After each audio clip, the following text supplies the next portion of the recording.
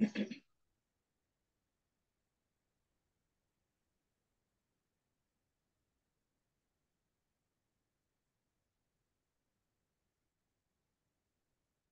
last week we are talking about the Kalupacha Badiganga Katha. It's a very long.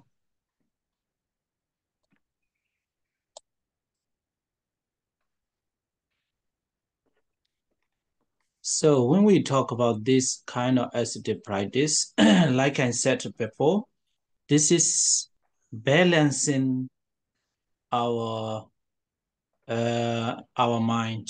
Yeah, sometimes our mind is mostly together with the greed, hatred, delusion, some kind of negative forces, negative unwholesome consciousness, and sometimes there are good or wholesome consciousness in our mind. So by practicing this kind of assertive practice, we are making or we are trying to make balance, not to go to the unwholesome consciousness and stand still or holding the good or wholesome consciousness all the time. Yeah. So here too, Kalupacha Badiga, Kalupacha Badiganga, the later food refusers practice. Mostly when we are eating,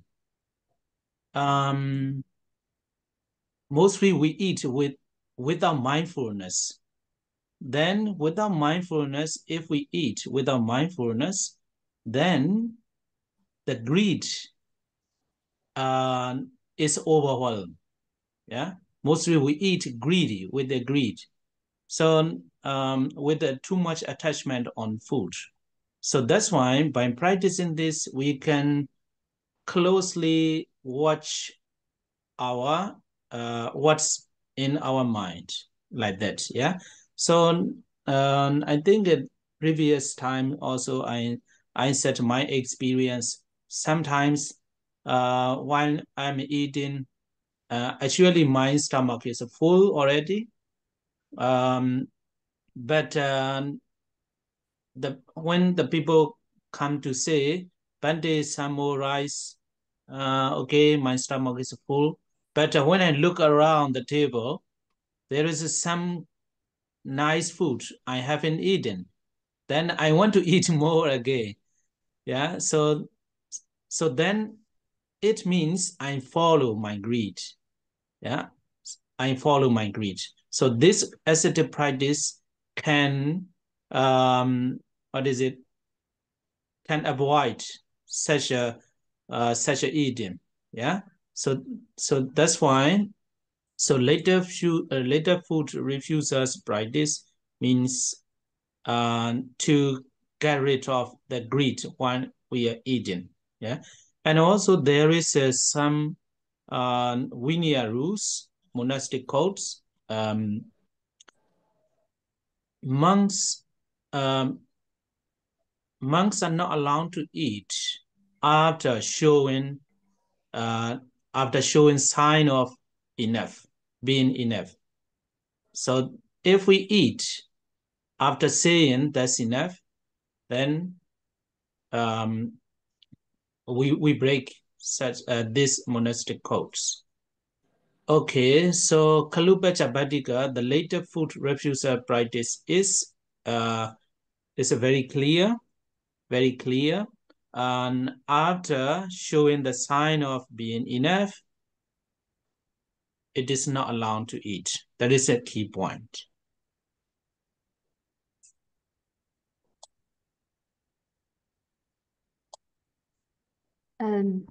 Tuần trước thì chúng ta đang học về cái hạnh pháp hạnh khổ hạnh là không ăn đồ ăn tàn thực, và chúng ta đang nói rằng việc thực hiện cái hạnh này là cái cách để chúng ta có thể quân bình cái tâm của mình, bởi vì bình thường á thì cái tâm của chúng ta rất dễ bị chi phối bởi các cái ô nhiễm là tham, sân và si. Và những cái tâm bất thiện nó rất dễ sinh khởi. Và đôi khi những cái thiện tâm nó cũng có thể sinh khởi được. Nhưng mà bằng cái việc là thực hiện cái pháp hạnh đầu đà này thì chúng ta sẽ nỗ lực để hướng cái tâm của mình về hướng phát triển những cái thiện tâm, mà không hướng về những cái hướng phát triển những cái bất thiện tâm, và duy trì cũng như là phát triển những cái thiện tâm.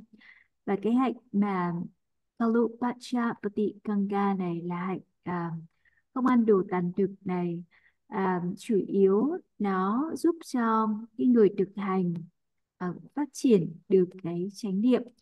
Thường ấy, thì khi chúng ta ăn, chúng ta rất dễ là ăn trong cái sự thất niệm, và khi đó thì cái tâm tham nó dẫn dắt và chi phối, khiến cho chúng ta rất dễ dính mắc vào những cái đồ ăn. Và thông qua cái việc thực hiện cái pháp hạnh đầu đà này thì chúng ta sẽ tăng cường cái năng lực có thể theo dõi cái tâm của mình một cách sát sao. Và tôi nhớ rằng tôi đã từng chia sẻ cái câu chuyện, những cái kinh nghiệm trước đây của tôi đã trải qua với quý vị về việc có những khi mà lúc đang thọ thực thì tôi cũng cảm thấy cái bụng của mình cũng tương đối no rồi. Thế nhưng mà nếu mà có những cái vị tín thí thí chủ đến mời mọc là bạch sư, sư hãy dùng thêm đồ ăn đi ạ, thì lúc đó mình mặc dù cảm thấy là bụng thì cũng tương đối no rồi, nhưng nếu mà tôi nhìn quanh cái bàn và phát hiện ra là trên bàn vẫn còn những cái món ăn ngon mà mình chưa có thử, à, thì lúc đó cái tâm của tôi nó sẽ dấy khởi cái mong muốn là à, ăn thêm nữa. Điều đấy có nghĩa rằng là tôi đang cho phép mình là chạy theo cái tâm tham của mình. Và do vậy cái việc mà thực hiện cái pháp hạnh đồ đà này nó sẽ cho phép tôi có thể ngăn tránh được cái việc theo đuổi để cho cái tâm tham đó chi phối, và có thể loại trừ được cái sự chi phối của tâm tham này trong lúc mà mình đang ăn. Ngoài ra thì xét về trên tạng luật đó, thì luật của tỳ kheo cũng không cho phép các vị tỳ kheo được phép ăn thêm sau khi mà đã có những biểu hiện về việc là đã tạo được đủ đủ dùng. Cho nên nếu mà một vị tỳ kheo mà vẫn tiếp tục ăn sau khi có những cái biểu hiện hoặc là đã nói ra miệng rằng ăn cũng đủ rồi, thì có nghĩa là cái vị tỳ kheo đó đã vi phạm cái giới luật này. Thì nhìn chung xét về cái pháp hạnh đồ đà này thì nội dung của nó cũng tương đối rõ. Nó chỉ yêu cầu việc là cái người thọ cái pháp hạnh đồ đà này sau khi mà đã biểu hiện những cái dấu hiệu về việc là mình đã ăn đủ, thì cái người đó sẽ không ăn thêm nữa. Thì đây chính là nội dung chính của cái pháp hạnh này.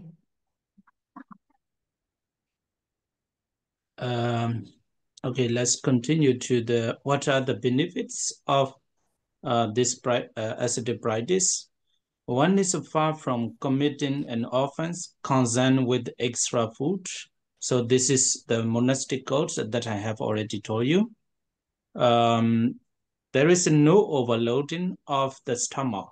So when we eat with greed, when we were talking about the Ikasanika, my personal experience when I was a novice, overloading of the stomach. I told you I cannot even move. When I sleep, I cannot get up. So something like that. Yeah, it's an overloading of the stomach. Yeah, it will be a lot of disadvantage of your health. So overloading of stomach, if you practice this acid practice, no overloading of the stomach, and there is no keeping food back. In Europe, some people some people come to me and they offer me, Bande, this food is for today and that food is for tomorrow or something like that. I have to keep in the refrigerator. And but if we practice this ascetic practice, there is no keeping food back. We don't need to keep because we eat what we have today, and at the same time, on the same posture. Yeah. So that's why there's no chance to keep back, and there is no renewed search for food because we said we practice this ascetic practice. After eating, we don't eat anything more. So that's why we don't need to search for food for that day. Yeah. And he lives in conformity with the principle of pure pureness of wishes and so on. Yeah, so this is a benefit. So the rest was the same. So that's why I will stop here. Okay. Bây giờ chúng ta sẽ nói về những cái lợi ích của việc thực hiện cái pháp hạnh đồ đà này. Cái lợi ích đầu tiên đó là sẽ ngăn ngừa một cái người thực hành phạm phải cái lỗi, những cái lỗi lầm liên quan đến giới luật của tỳ kheo, đó là thọ thực thêm, tức là ăn đồ tàn thực. Cái lợi ích thứ hai đó là chúng ta sẽ không có để cho dạ dày của mình bị bội thực. Và tôi nhớ rằng là tôi đã từng kể cho quý vị nghe về cái kinh nghiệm của mình khi còn là một cái vị, là một cái chú sa di nhỏ, thì tôi đã từng ăn nhiều đến mức làm cho cái bụng của mình quá no đến mức gần như là bội thực vậy. Và tôi nhớ là tôi đã từng kể cho quý vị rằng thậm chí là ăn no đến mức mà tôi không thể nào đứng dậy nổi. Và như vậy thì cái việc mà chúng ta nếu mà để cho cái tình trạng này tiếp diễn thì nó sẽ tạo ra rất nhiều những cái bất lợi cho sức khỏe của chúng ta. Cái lợi ích thứ ba của việc là thọ cái pháp hạnh đồ đà này đó là việc chúng ta không phải tránh khỏi phải cất giữ thức ăn. Ở đây thì khi mà tôi ở châu Âu thì tôi cũng có những cái vị thí chủ, đôi khi họ đem vật thực đến dâng cúng thì họ cũng nói rằng, họ cũng dặn dò tôi là thưa sư, cái thức ăn này là con dâng cúng để cho sư dùng ngày hôm nay, còn cái thức ăn kia là con dâng cúng để cho sư có thể dùng vào ngày mai. Và khi họ làm như vậy thì tôi buộc phải dự trữ thức ăn vào trong tủ lạnh. Còn khi mà nếu tôi thọ cái pháp hạnh đồ đà này thì sẽ không cần phải dự trữ bất kỳ một cái thức ăn nào, bởi vì cái người thọ cái pháp hạnh đồ đà này họ sẽ chỉ ăn những gì mà à, được dâng cúng ngày hôm nay, và ăn trong cùng một cái oai nghi. Và như vậy thì không có cái cơ hội để mà tích trữ đồ ăn cho những cái ngày hôm sau. Và cái lợi ích tiếp theo của cái việc thực hiện cái pháp hạnh đồ đà này đó là những người này sẽ sống đúng theo cái hạnh là tiểu dục chi túc. Phần còn lại của những cái lợi ích này thì nó cũng tương tự, cho nên là tôi cũng không cần phải nói thêm kỹ lưỡng nữa.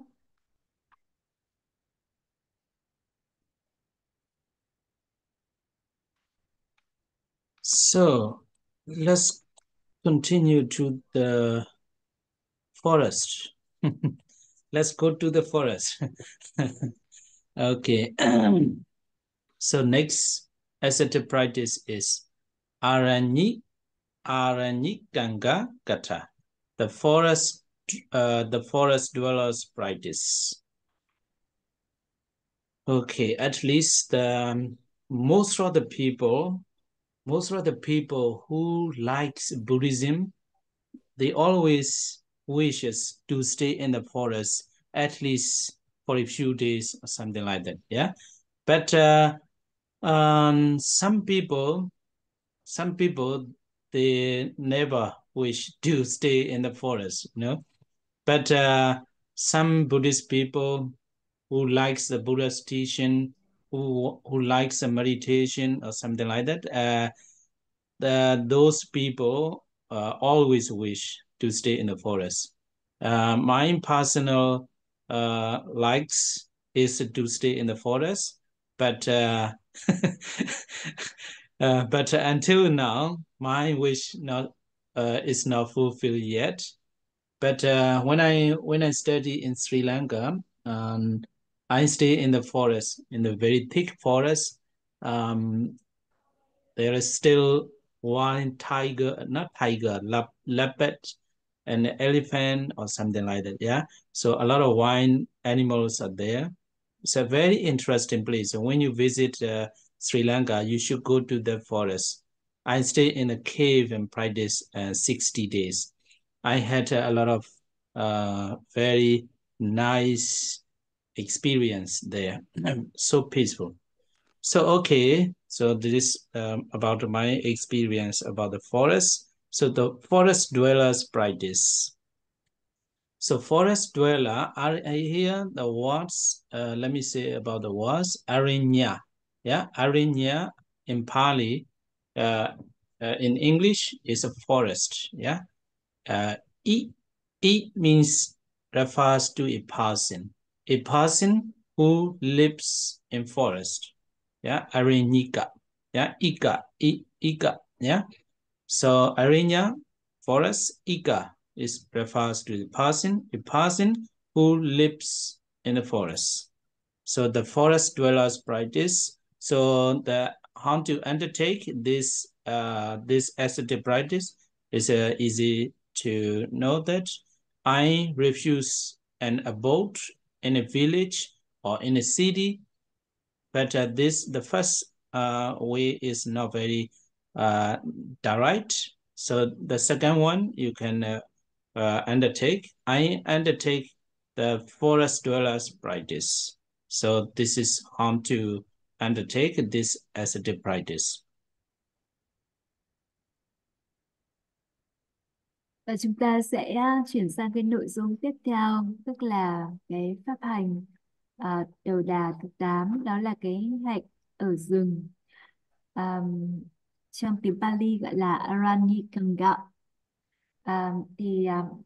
Phần lớn những cái người mà có những cái sự ưa thích đối với cả đạo Phật thì cách này hay cách khác họ đều có cái mong muốn được ở rừng trong ít nhất là trong một vài ngày. Có thể là trên thực tế có những người thì không bao giờ à, mong ước cái việc ở rừng như vậy, nhưng mà những cái người mà thường là có một cái sự ưa thích đối với cả cái giáo lý của Đức Phật dạy, rồi thích thiền tập thì luôn luôn mong muốn là sẽ được sống ở trong rừng. Và bản thân cá nhân của sư thì sư nói rằng sư cũng rất thích ở trong rừng, và mong ước của sư là được có một cái trú xứ ở trong rừng. Tuy nhiên thì cái ước nguyện này cho đến giờ phút này cũng chưa được hoàn tất. Và chỉ có khi mà sư đang học ở Sri Lanka thì sư mới có được cái trải nghiệm là sống ở trong rừng. Và khi đó thì Sri Lanka là một cái xứ sở mà nơi đó còn rất là nhiều cái tự nhiên theo cái kiểu hoang dã, à, nó vẫn còn, và còn rất là nhiều những cái con thú hoang như là hổ báo voi, vân vân. Và sư đã có cái trải nghiệm sống trong một cái hang đá, trong một cái hang động trong vòng 60 ngày à, để thực hành, và sư đã có rất là nhiều những cái trải nghiệm thú vị ở nơi này, vô cùng an lạc. Thì ừm, nói về cái hạnh ai duyệt cho mọi người vào, mọi người để ý dùm chị nhé, thỉnh thoảng vẫn có. À, nói về cái pháp hạnh đầu đà, hạnh ở rừng này, thì cái từ Pali của nó là Aranikanga, thì trong đó cái từ gốc của nó là Arani. Arani có nghĩa là khu rừng, và cái từ Ika Ika ở đây có nghĩa là người, cho nên là Iranika ở đây có nghĩa là cái người sống ở trong rừng. À, và cái pháp hạnh đồ đà này được thọ bằng cách là một người lập nguyện rằng à, tôi sẽ không ở trong trú xứ một xóm làng, hoặc là tôi lập hạnh sống ở rừng.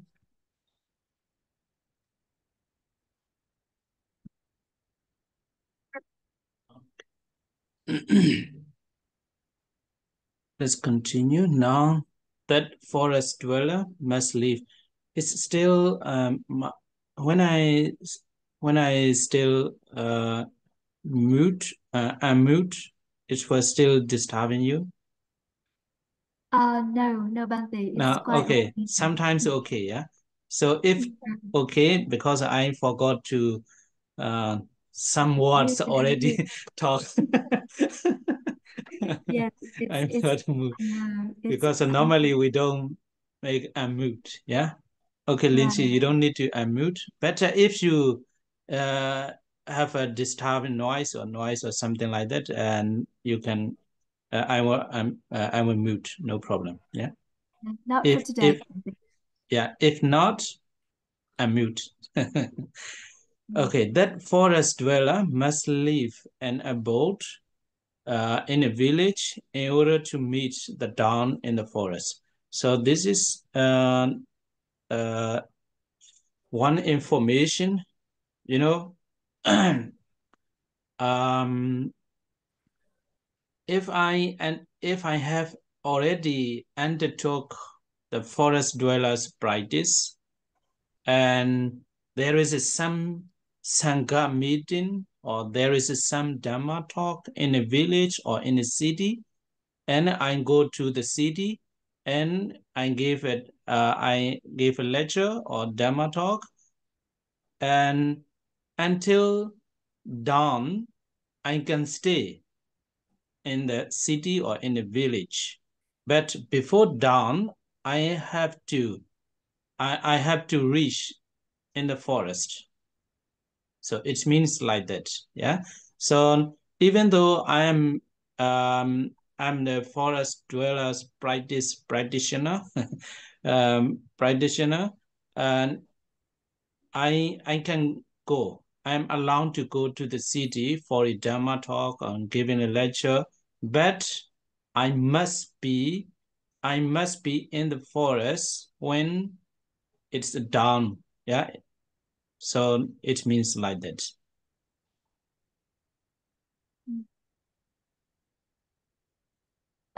Cái người mà thực hiện cái pháp hạnh đầu đà sống ở rừng này thì sẽ phải đảm bảo rằng là mình sẽ phải rời bỏ cái trú xứ ở trong xóm làng để có thể vào rừng vào lúc bình minh. Điều đấy có nghĩa rằng nếu mà một người đã nguyện là thọ cái pháp hạnh đầu đà này, thì cái người đó, nếu trong trường hợp người đấy có một cái cuộc họp của tăng đoàn, hoặc là cần phải giảng pháp, thuyết pháp ở trong thành phố, thì người đó có thể ở tại thành phố. Tuy nhiên chỉ được ở cho đến một lúc, mà còn lại là đến lúc mà khi mà bình minh lên vào cái ngày hôm sau ấy, thì cái người đó bắt buộc vào cái thời khắc đó là đã phải ở ở trong rừng rồi.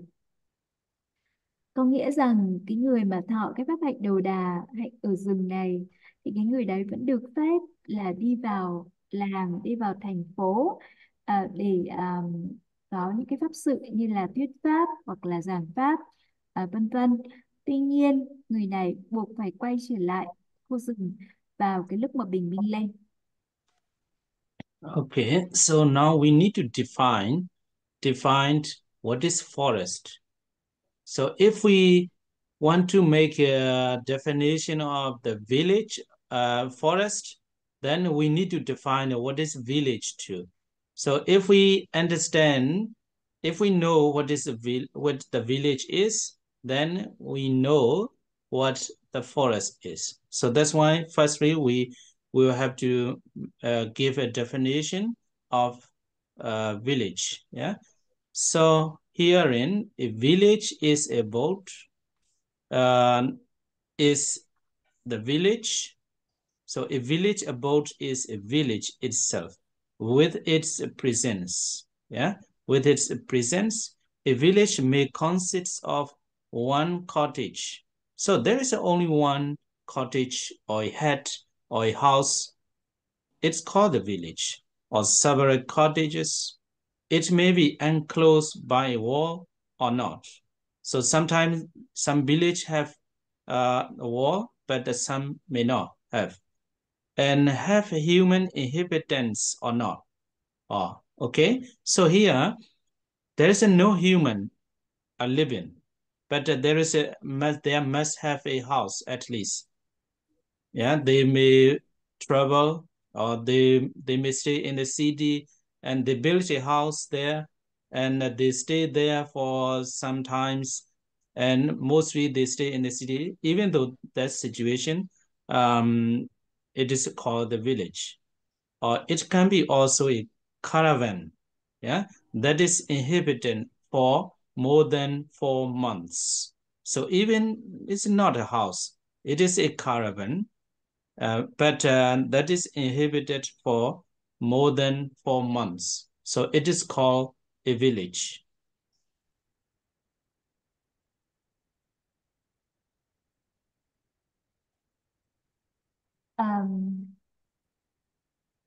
Trước hết thì chúng ta cần phải định nghĩa là khi mà chúng ta nói đến cái phép hạnh này là hạnh ở rừng thì chúng ta cần phải định nghĩa xem là rừng là gì đã. Và ở đây thì không phải là chỉ có mỗi rừng không, mà chúng ta cần phải định nghĩa cả cái từ là ngôi làng. Nếu mà chúng ta hiểu được ngôi làng nghĩa là gì thì chúng ta cũng có thể à, hiểu được rừng nghĩa là gì. Vì thì chúng ta sẽ đến cái định nghĩa về ngôi làng trước. Àm,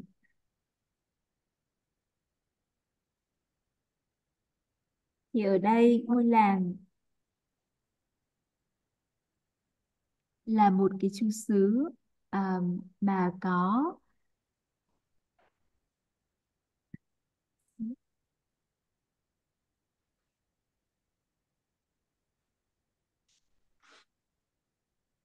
là một cái khu đất mà có những cái ranh giới.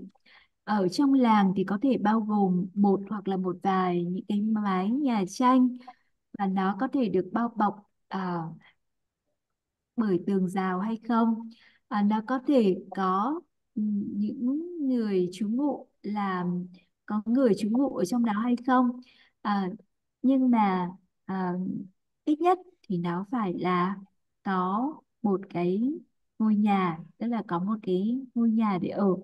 Ở đây nó nói đến cái việc là cái định nghĩa về làng á, là nó có thể có hay không có những cái cư dân trú ngụ ở trong đó, có hay không có cái à, ranh giới là cái bức tường bao quanh để làm biên giới, nhưng nó bắt buộc nó sẽ phải có ít nhất là một cái ngôi nhà ở trong đó. Và thậm chí nó có thể là một cái chiếc xe caravan, tức là một cái chiếc xe mà người ta có thể cái xe di động mà người ta có thể sống ở trong đó. Nếu mà ngay kể cả cái chiếc xe đó, nếu mà người ta đã ở trong đó ít nhất là 4 tháng thì nó cũng có thể được coi như là một ngôi làng. Okay. So let's continue. What is village presence? Yeah. What is a village presence? Cover the range of a stone thrown by a man of medium stature standing between the gate posts of a wall village. Okay. And if there are two gate posts, as at Nuradapura in Sri Lanka, and so this is a one point of view. Village presence cover the range of a stone, yeah, stone thrown by a man of medium stature, yeah, from the gate post of the wall, yeah, between the gateposts of the wall village. And the Vinaya experts say, let me tell you in advance, this is not a very, very important message to practice this ascetic practice. You know, in today, nowadays, it's a very easy to uh, to recognize, oh, this is a village, or this is a city, and this is a forest. Yeah, forest. Um, so that's why this information is just a general knowledge. What the text says. Yeah, what is it in the text? And the Vinaya experts say that this stone throw is characterized as up to the place where a thrown stone falls, as for instance, when young men exercise their arms and throw stones in order to show off their strength. But the Sudanda expert is a one Shin. Sudanda expert said that it is up to where one thrown to scarecrows normally falls. Okay, so the first one is median stature standing, a man of median stature. And here, where thrown falls, young men exercise their arms, throw stones in order to show off their strength. But Sudanda, according to the Sudanda, just not very far away, not very far away, where one thrown to scare the crows normally falls. In the case of an unwalled village, the house prison is where the water falls when a woman standing in the door of the outermost house of all throws water from a basin. So, is it above the paragraph is if there is a wall, yeah, there is a wall, but if there is, the village is not, there is no wall in the village, the house prison is very, very, not very far, yeah, very, very close from a basin, yeah.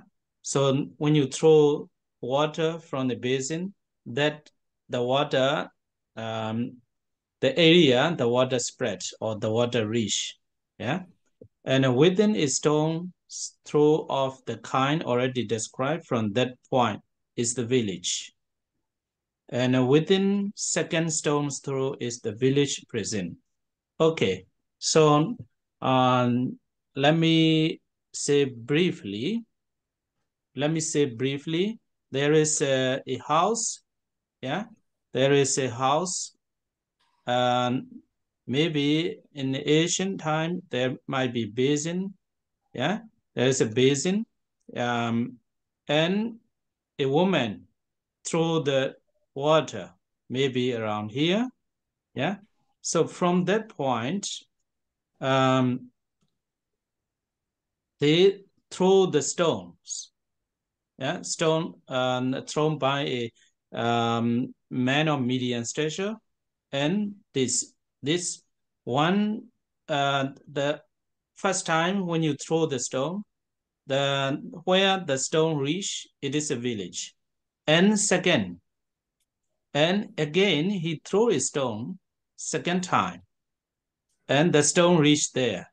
So until this is village present. Okay, this is first step. Yeah, what is a village? This is called a village. Until here, first stone reach, and second stone reach is a village present. So briefly to say, you can understand clearly in this way. Okay. Bante, may I ask you, so when you refer to the basins of the house, what do you mean? The basin where is the holder, the container of the water? Yeah, container. Container where you can wash, what is it? You can wash dishes or something like that. Yeah. Okay. Yeah. Standing in the door of the outermost house of all throws water from the basin. This one also we can, this is approximate. We can, this is, we guess and we say. We don't know exactly. And also not very important one, you know. Yeah, it sounds complicated. Yeah, according to what is written, complicated. Yeah. So then you can explain with this what I write. Yeah, this house and a man. You know, there is a basin. There's a water through there. Yeah, and then from here, a man standing there. A man of medium stature, and he throw a stone, and the stone reach there. It is called a village. And again, that a man of medium stature, he throws second stone, and the stone reach there. It is a village prison. So you can explain in this way. It is more clear. Okay, yes, okay. Okay. Thì trước hết là anh sẽ dịch cái phần bản văn được nói ở trong cuốn Thanh Tịnh Đạo. Ở đây thì người ta nói rằng là cái phạm vi của cái ranh giới của làng ấy là được tính là phạm vi một cái hòn đá rơi xuống do người có tầm vóc trung bình đứng ở cổng làng ném ra, hoặc là nếu trong trường hợp mà nếu mà có hai cái cổng làng như là ở Anuradhapura, đây là tên một cái địa điểm ở Sri Lanka. Và những cái chuyên gia về đạo luật đó, hay còn gọi là luật sư, thì nói rằng à, cái tầm ném đá là được xác định bằng việc à, là cái khoảng cách mà hòn đá được ném nó rơi xuống trong trường hợp mà một cái người thanh niên luyện cánh tay ném cái đá này để mà có thể biểu thị cái sức mạnh của mình. Thế còn lại các chuyên gia mà theo tạng kinh á, hay là còn gọi là các vị pháp sư, thì lại nói rằng là nó được xác định bằng cách là tính đến cái khoảng cách mà một người ném cái hòn đá để mà xua đuổi những cái con quạ. Ừ. Thì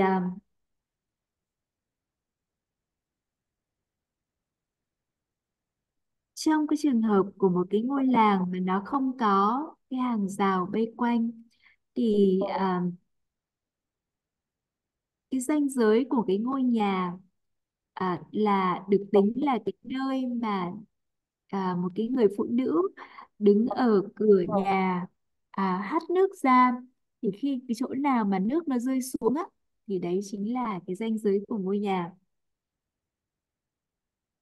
Và cái cái điểm mà cái à, tầm đá ném của cái hòn đá tính từ cái điểm mà nước rơi xuống này, thì nó sẽ được coi là ngôi làng.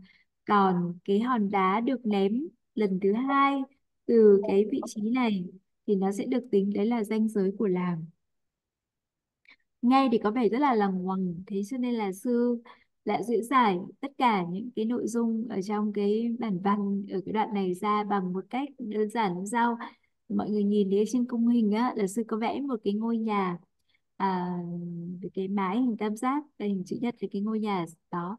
Và ở đó thì cái ngôi nhà nó sẽ có một cái chậu nước, hoặc là nơi mà cái người phụ nữ à, ờ, nội trợ trong gia đình giặt giũ, hoặc là thì nếu mà cái người phụ nữ đó đứng ở bậu cửa mà hắt nước từ cái cửa nhà đó đến cái điểm nào, thì cái điểm rơi đầu tiên á, cái điểm rơi đầu tiên đấy chính là phạm vi ranh giới của ngôi nhà. Đấy chính là cái ranh giới của nhà, đấy là cái điểm mốc đầu tiên mà chúng ta cần phải nhớ, đó là ranh giới của ngôi nhà.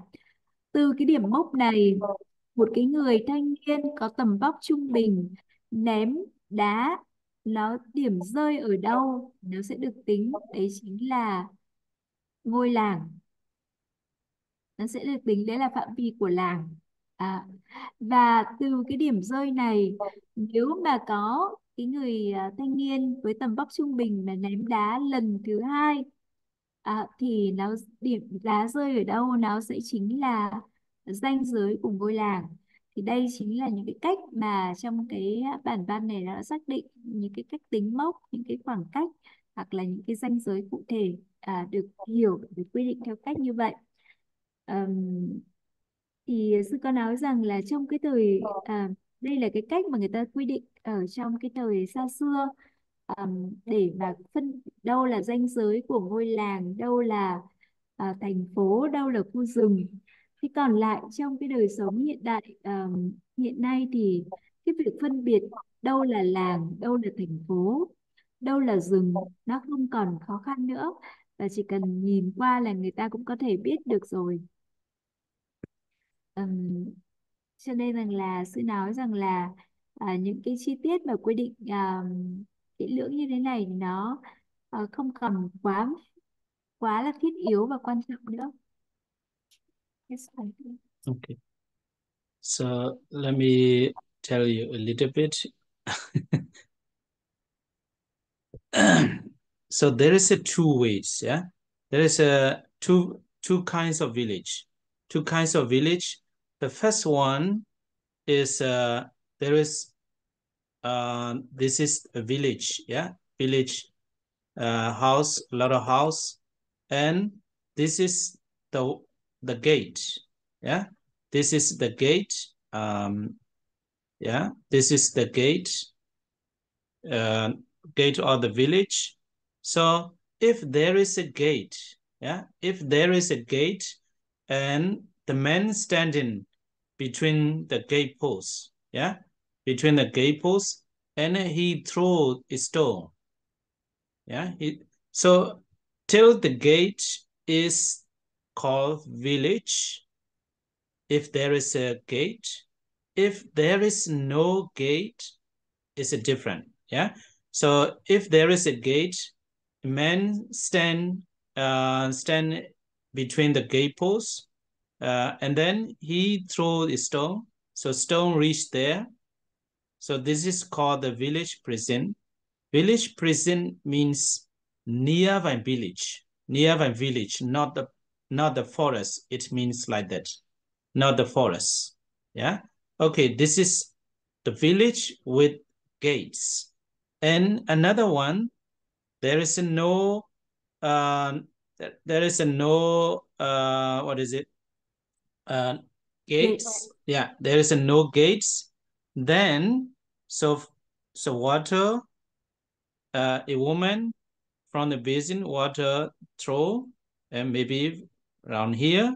And then a man stand here and then throw a stone, yeah, the stone reached here. So until this area, it is called village. And again, the man again second, he throw a second stone reached there. So it is called the village prison, nearby village. So why we are talking about this, some people may be confused. They may build a monastery, forest monastery here. It is not allowed. It means like that. So, yeah.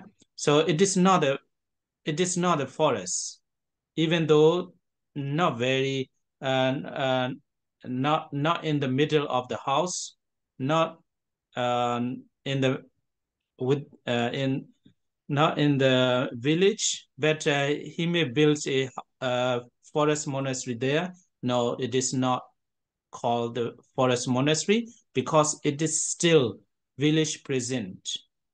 So that means like that. Yeah, there's a two ways to understand what is village and what is village present.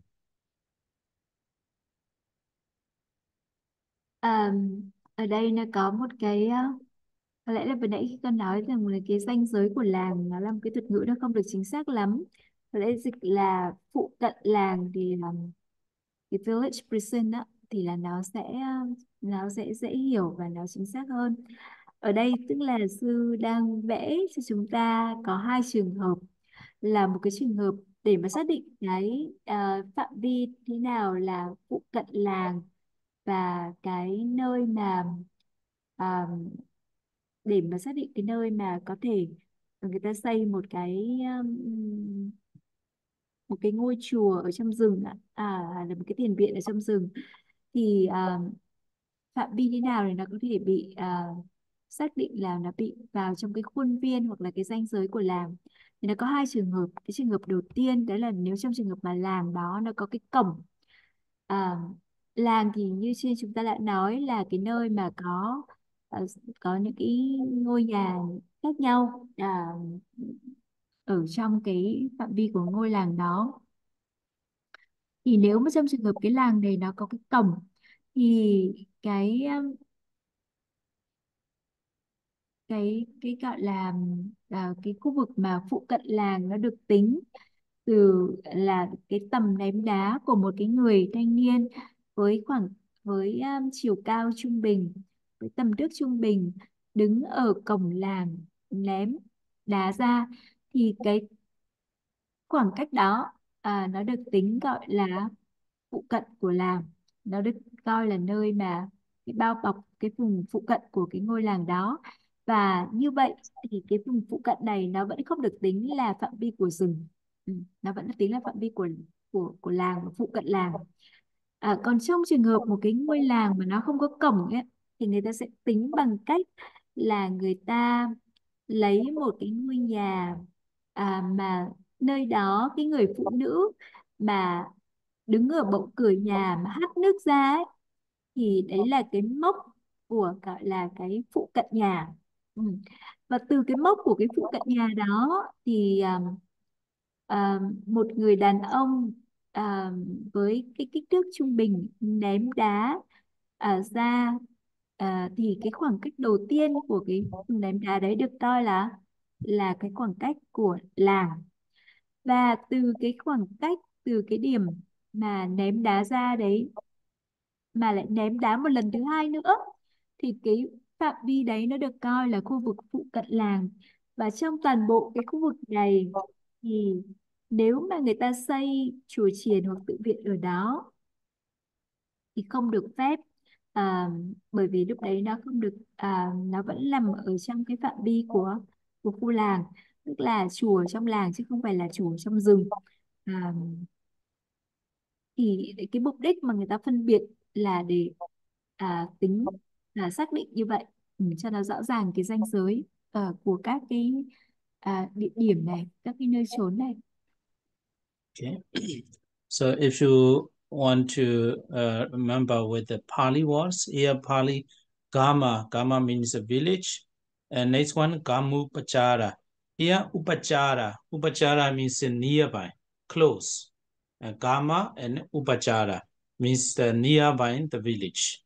So we are talking about with these two words. Và nếu mà chúng ta muốn nhớ cái từ Pali á, mọi người có thể nhớ cái từ giao từ thứ nhất đó là Kama, có nghĩa là làng, và Kammu Upachara có nghĩa là phụ cận làng. Bởi vì cái từ Upachara có nghĩa là cận, lân cận, gần, thì cho nên nó ghép lại với nhau là Kammu Upachara. Kammu Upachara có nghĩa là khu vực phụ cận làng. Okay. We'll continue a little bit because we start late. So now you finish. What is forest? What is forest? Forest, according to the Vinaya method, firstly, is described as except the village and its presence, all is forest. So clear, yeah. So it's I highlighted this with the blue color. You can remember this, except the village and its presence. So we have already talked about what is a village and what is village presence. So except these two, all is forest. This is according to the Vinaya. According to the Abhidhamma, And Abhidhamma method, it is described as having gone out beyond the boundary post, all that is forest. So here, having gone out beyond the boundary post, it is more clear, Abhidhamma, Nekmitawa, Bahi, Inda, Kila. Yeah, Inda, Kila, Sabamitan, Aranyan. So there is a boundary of the village. If once you left the boundary, all is forest. So this is a Abhidhamma method. But according to the Suttanta, Suttanta method, its characteristic is this: a forest abode is 500 bound lengths distant. We don't know exactly what is 500 bound lengths. So maybe around 500 meter or 1000 meter around. Yeah. So 500 bound lengths distance is Asian methods, Asian way of measurements. We don't know exactly. That should be defined by measuring it with the strong instructor's bound from a gatepost of a wall village. Yeah, with the arrow. Yeah, with the arrow not by or not thrown by a ordinary man. It's a strong instructor's bound, and he throw. Yeah, he shoots the arrow, and the arrow reach there. This is the forest.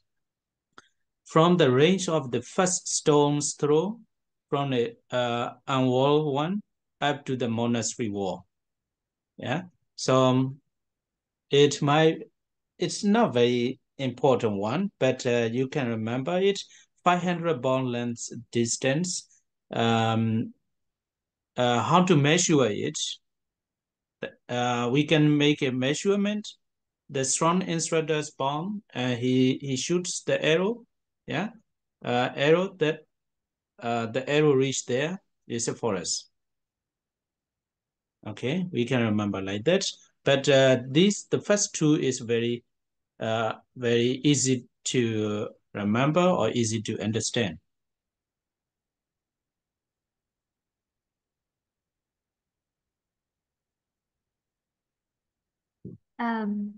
Bây giờ chúng ta đã xem xét cái định nghĩa về nhà và về làng rồi, thì bây giờ chúng ta sẽ xem xét đến cái định nghĩa về rừng là thế nào thì được coi là khu rừng. Thì ở đây đã có nói đến ba phương pháp xác định khác nhau.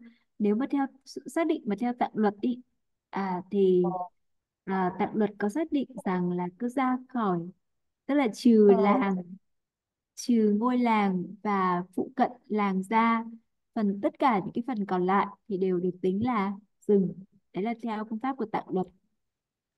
Thế còn theo phương pháp của tạng vi diệu pháp Abhidhamma thì quy định là ra khỏi trụ mốc ranh giới làng thì sẽ được gọi là rừng. Thì cái phương pháp này thì nó một cách tương đối rõ ràng hơn, tức là nó cái gì mà cứ ra khỏi cái trụ mốc đánh dấu về ranh giới của làng thì lúc đấy toàn bộ cái phần diện tích còn lại thì được gọi là rừng. Thế còn nếu mà tính theo phương pháp của Tạng Kinh á, thì nó lại được quy định là một cái chu xứ ở rừng là cái khoảng cách mà 500 cái độ dài của à, cái cung. Và ở đây nó còn được hướng dẫn một cách rất là cụ thể, tức là nó phải đo bằng cung của cái người mà dạy bắn cung, à, từ trụ làng hay là từ cái trụ cổng làng, nếu có trong trường hợp là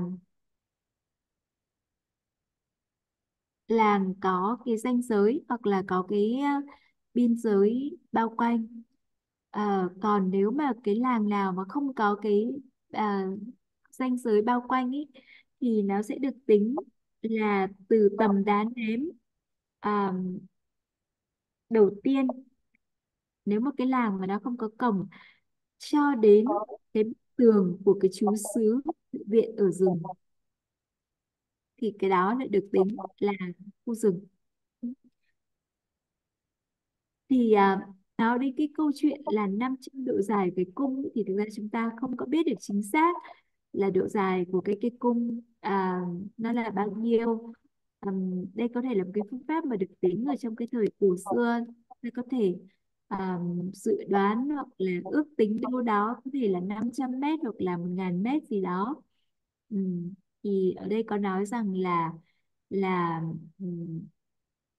được tính là 500 cái cái cái chiều dài của một cái cung như vậy. Yes, Bante. Okay. Okay, so we'll continue next Monday. Okay, we'll stop here. Cái buổi giảng ngày hôm nay chúng ta sẽ tạm dừng ở đây và chúng ta sẽ tiếp tục học tiếp vào thứ hai tuần sau.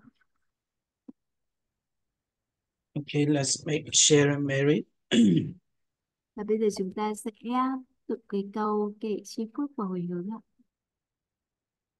Idawada ja amehi sambadam punya sambada sabbe dewa numodando sabba sambadi sadi sabbe dewa numodando sabbe nara numodando sabbe sada numodando sabba sambadi sandiya Kadame yambonyan dukaran aja saduka Ponyene dena nibanan sigam babo mademaya Tanja ponyam mayandema bawe sudisu banina Te sabidam bamode doa sukan labando sabada Imina punya kamena mame bala samagamo sadan samagamo hodo ya wanibana badia kayina wacha cedena bamadena mayagada ajayan kama me bande puri panya dadagada idame punya aswakia wahan hodo Idame punya nibbanasa bhajayo hodu imame punya bagan sabasadanam bhajimi idano nyadina hodu sukida hondu nyadayo idano nyadina hodu sukida hondu nyadayo idano nyadina hodu Sukhida hondu nyadayo sadhu Sadhu, sadhu, sadhu sadhu. sadhu. Thank you so much, Sarah. Welcome, Sally Kima. How are you? Long time I'm no good. see. Yeah, sorry about that. Yeah. But I will. Seattle return home. Yeah. Okay. He come back. He come back Myanmar